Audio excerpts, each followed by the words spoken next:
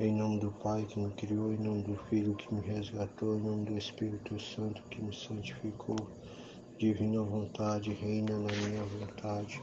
Ó minha mãe, eu te amo e tu me ama. Dai-me um gole da vontade de Deus para minha alma. Me abençoa, Mãe, para que eu faça todas as minhas ações sob vossos olhos maternais. Vinde ao Espírito Santo, vinde por meio da poderosa intercessão do Imaculado Coração de Maria, vossa amadíssima esposa. Vinde, Espírito Santo, vinde por meio da poderosa intercessão do Imaculado Coração de Maria, vossa amadíssima esposa. Vinde, Espírito Santo, vinde por meio da poderosa intercessão do Imaculado Coração de Maria, vossa amadíssima esposa. Suprema Majestade, eu venho em sua divina vontade, em nome de todos, do primeiro ao último homem que existirá na terra, para dar-te as homenagens que tem direito, as adorações, os louvores, o amor que cada criatura lhe deve, as ações de graça, fazer toda a reparação por todo e por cada pecado. Vem, Senhor, na tua divina vontade, dá-te a minha vontade humana, por meio do Imaculado Coração de Maria, que possui todos os dons e os frutos da divina vontade. Dai-me a tua divina vontade, vem divina vontade, nesta ação que eu estou a fazer, em todas as ações que eu farei durante o dia. Eu não sou nada, Deus é tudo, Pai, eu te amo. Livro do Céu, volume 4, trecho 112. 2 de março de 1902. Efeito da fé. Esta manhã sentia-me toda pensativa, como se o Senhor quisesse novamente subtrair-me à sua presença e, portanto, tirar-me o sofrimento. Também sentia um pouco de desconfiança. Então, depois de muito esperar, assim que veio, me disse. Então, nesse primeiro trecho, Luísa vai falar da fé, né? Então, ela fala que depois de 7 da manhã, ela estava se sentindo toda pensativa, como que o Senhor quisesse novamente subtrair-me tirar ela do estrado de vítima, tirar ela do sofrimento, né? Para fazer com que ela mais não sofresse. Então ela estava pensativa, com medo de que Jesus pudesse tirar ela dessa estado de vítima.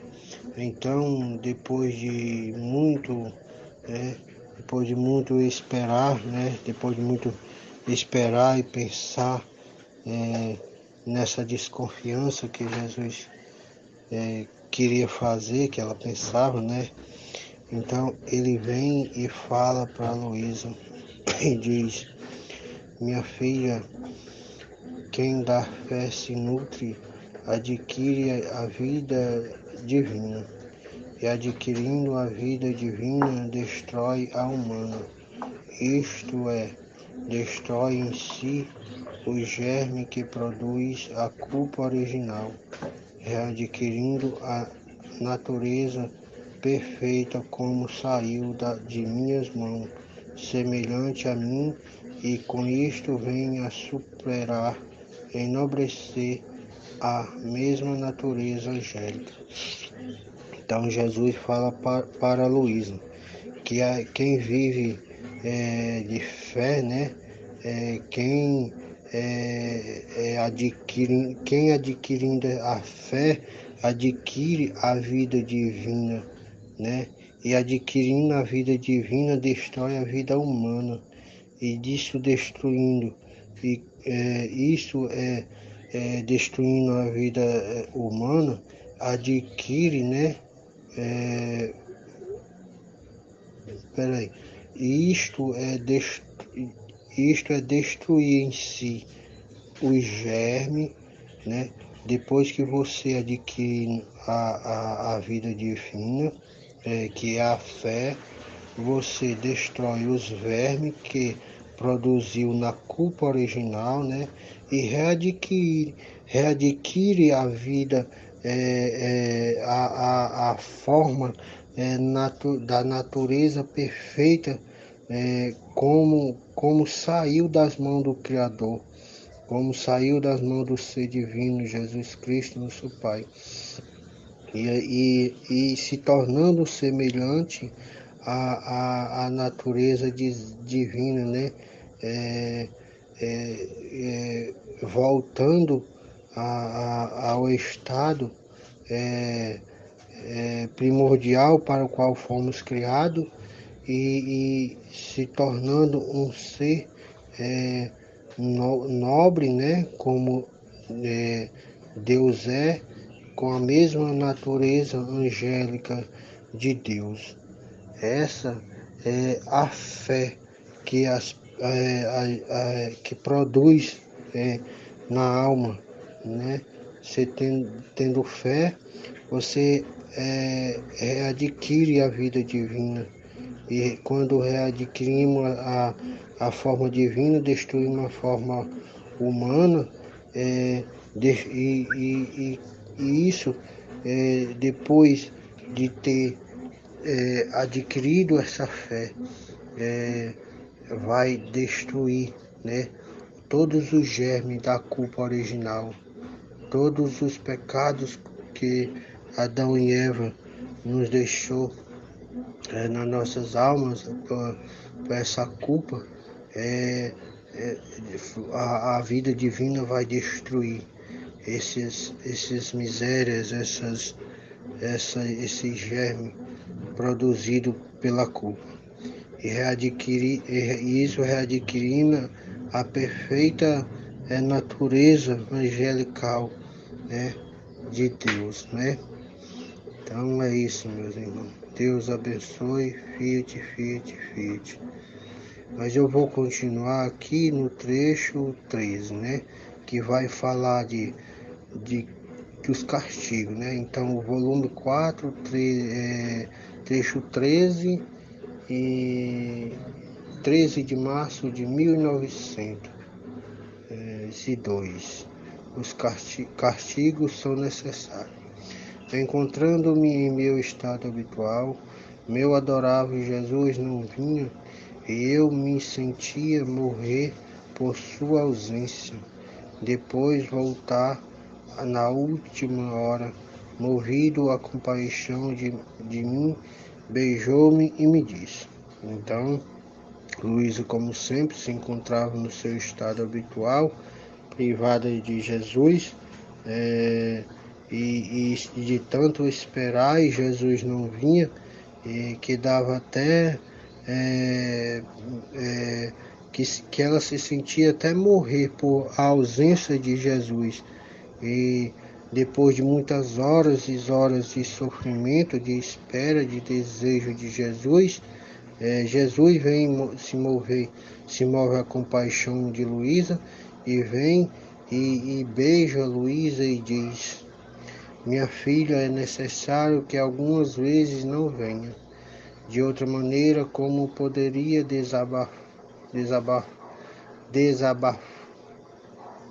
como daria o desabafo à minha justiça? Então Jesus fala para Luísa que era necessário que ele deixasse ela um pouco privada dele, né? Porque de outra maneira, como era que ele ia desabafar a justiça dele, né? E os homens vendo que eu não os castigo, e os homens vendo que eu não os castigo, não faria outra coisa que se orgulhasse sempre mais. Por isso são necessárias as guerras, os estragos, os princípios e o meio. Né? E o meio serão dolorosíssimos, mas o fim será gozosíssimo. E além disso, você sabe que a primeira coisa é a resignação à minha vontade. Então, Jesus aqui está falando que a justiça dele é necessária para o homem, porque se Jesus não derramar a justiça, o homem, ele vendo que Jesus não ia castigar, isso é a justiça de Deus, né? Lançar os castigos à terra. Então, o homem vendo que Jesus não ia castigar os homens, se tornaria mais orgulhoso, né? Então, não iam ligar para as coisas de Deus, não ia saber das coisas de Deus. O orgulho ia dominar no homem.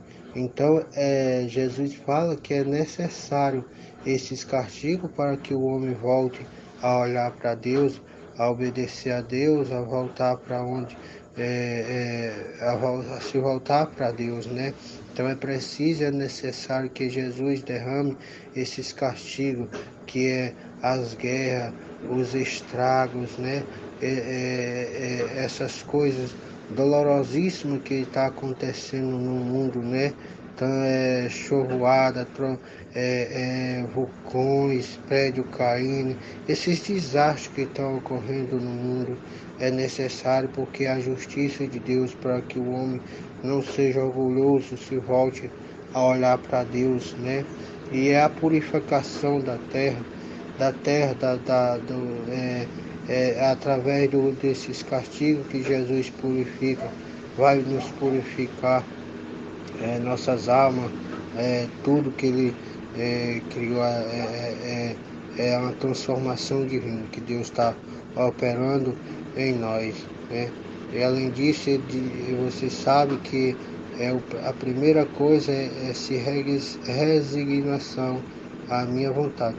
Então Jesus também fala aqui que depois dessas guerras, né, depois desse sofrimento, né, vem no fim de tudo isso, nós vamos se nós vamos se gloriar, né, pelas graças que Deus nos está fazendo. Vai ser, no final vai ser tudo bem, tudo vai transformar em coisas boas. O final vai ser sempre bom para todos nós, né? Vai ser gozosíssimo para todos nós, né? Então nós só temos que o que Jesus pede aqui é que nós temos que se resignar à vontade dele, né? Aceitar o que ele está fazendo por nós, aceitar a vontade dele, né? Fazer a vontade dele. Só assim nós conseguimos esse final que será gozosíssimo para todos nós. Continuando no livro do quadro, no volume 114, o trecho 114, 5 de março de 1902. O meu exemplo das cabeças. Esta manhã, me encontrando fora de mim mesmo, e depois de ter ido em busca de meu adorável Jesus, reencontrei, mas para minha surpresa, vi que tinha pregados nos pés, nas palmas, nas plantas, muitos espinhos que lhe dava dó e impediam de caminhar. Todo aflito se lançou em meus braços, como querendo encontrar repouso e que eu lhe tirasse aqueles espinhos. E eu o estreitei e dizia: doce amor meu, se tivesse vindo nos dias passados, não te cravaria tantos espinhos, conforme te cravasse alguns eu os tiraria. Eis o que fiz, não vim. Eis o que fez, eu não vim. Enquanto isso lhe dizia, ia tirando-lhe todos aqueles espinhos, e os pés do bendito Jesus derramava sangue e ele sofria pela forte dor. Depois disso, como se tivesse aliviado, quis também verter e depois disse. Então, aqui nesse trecho 114, Jesus vai explicar. E Luísa vai dizer que ela se encontra fora de si mesma e, para a surpresa dela, encontra Jesus com os pés todo cheio de espinho, as plantas, nas plantas dos pés, todo cheio de espinho, né? E que dava dó, né? Dava dó a Jesus ver tantos espinhos, dava dó em Luísa ver Jesus com tantos espinhos, causava aflição, ele todo aflito, né? Sem poder caminhar com esses espinhos, se lança nos braços, né, de Luísa, e querendo um repouso, né? E Luísa vai tirar os espinhos de Jesus e fala para Jesus que se ele tivesse aparecido outras vezes, ele não teria esses espinhos cravados em seus pés. Então, ela diz que teria tirado esses espinhos dele, né? E diz porque não veio, esses espinhos estão cravados em Jesus, né? Mas depois de tirar todos esses espinhos nos pés de Jesus, ele vai querer sair. E ela fala, era tanto dó, né? Quando tirava os espinhos de Jesus, que jorrava sangue, saía sangue. E Jesus sofria muito, né? Pelas fortes dores que tinha nesses espinhos tirados, né? Tirado esses espinhos causava forte dor em Jesus. E depois disso, depois de ter tirado esses espinhos, Jesus quis sair, né? Se sentiu aliviado e depois quis sair de Luísa. Mas depois ele diz: minha filha, que corrupção nos povos, que caminhos tortos percorrem, mas nisto influenciou o mau exemplo das cabeças, enquanto em quem possui a mínima de qualquer autoridade, o espírito de desinteresse deveria ser luz para fazê-lo distinguir que é a cabeça, é a justiça exercida por ele, deveria ser como fulgor para ferir os olhos dos presentes, de modo a não poder separá-lo. Então Jesus está falando aqui das pessoas das cabeças, né? As pessoas autoritárias, que têm autoridade para exercer a função, cuidar dos seus filhos, né? Que ele deu o poder para essa pessoa cuidar de seus filhos, né? Então, essas cabeças, essas pessoas de grande patamar, né? Podendo dar exemplo, dão um mau exemplo, porque Jesus está vendo a corrupção, né? Por causa dessas pessoas, os filhos de Deus estão se deixando se corromper, né? Estão se deixando andar por caminho tortuoso, né? E nisso é o exemplo que essas pessoas de alto patamar, o chefe, né? Não estão dando exemplo de bem, né? Estão dando mau exemplo, que isso não produz um espírito de Deus, né? É um espírito desinteressado, em vez de ser luz, né? Não tem um amor à luz para infundi-la nas pessoas, né?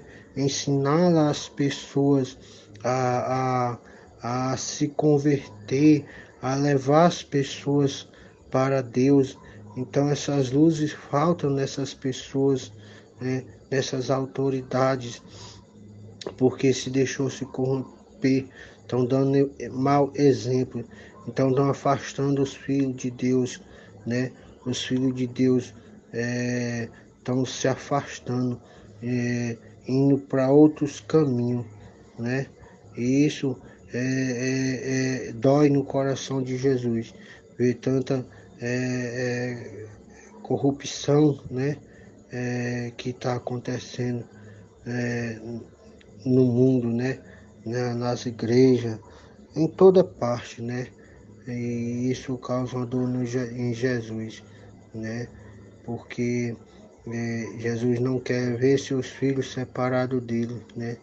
Ele quer ver seus filhos na igreja ao lado dele, né? Então, essas pessoas, essa autoridade, dando mau exemplo, as pessoas se afastam de Deus. Eles têm que dar bom exemplo, né? Para que as pessoas voltem para Deus. Estão trilhando no caminho errado, né? Jogando fora as graças de Deus, né? Para,